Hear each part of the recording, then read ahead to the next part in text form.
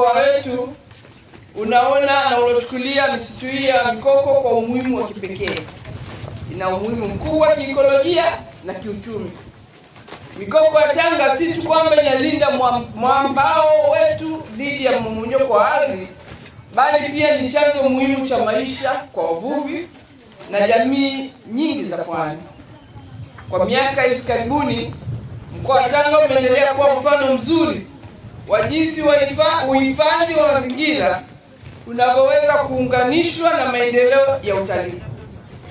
Ujenzi wa Sahale Mangrove Boardwalk uliojengwa na wenzetu wa TFS ni hatua muhimu inayostahili kupongezwa, kwani eneo hili limeongeza fursa za utalii wa mazingira, huku ukitoa nafasi kwa wananchi, wanafunzi na wageni kujifunza umuhimu wa mikoko bila kuathiri mifumo yake wa kiikolojia.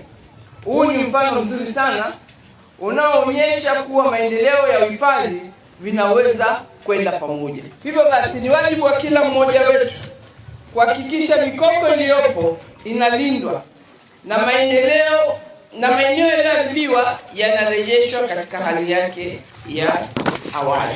Napenda kutoa wito kwa viongozi wa serikali za mitaa, vikundi vya wavuvi, vijana, wanawake, wanafunzi na wadau wote wakiwemo na vijana wetu wa Scout kuendelea kushiriki kikamilifu katika jitihada za uhifadhi wa mikoko. Aidha, nawahimiza wananchi kuendelea kuzingatia sheria na taratibu za usimamizi wa misitu ili kuzuia uharibifu wa mazingira ya pwani, lakini kwa kuendelea kuhakikisha kwamba tunasimamia kuondoa ukataji holela wa mikoko, utunzaji wa maeneo ya fukwe za bahari, usafi katika fukwe zetu, lakini kuhakikisha kwamba hatutupi taka ovyo.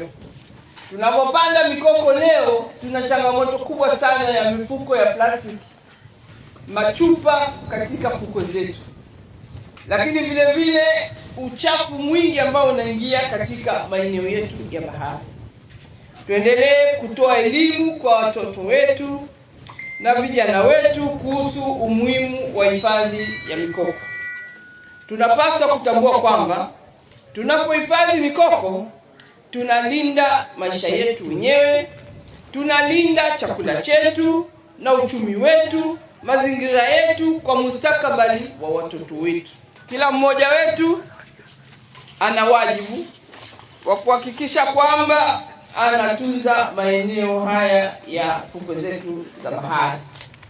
Malizie kwa kutoa wito kwamba kila mmoja wetu awe balozi wa uhifadhi wa mikoko. Kila mmoja wetu awe ni jicho la amani na usalama katika maeneo ya fukwe. Fukwe zetu hizi na mikoa kama sisi ambaye tuko kando kando ya bahari, kuna mambo mengi yanapoendelea. Kwa hivyo, katika kulinda usalama wa nchi yetu, tuhakikishe kwamba tunakuwa macho na shughuli zozote ambazo tunaziona hazifai katika maeneo ya ukanda wa bahari.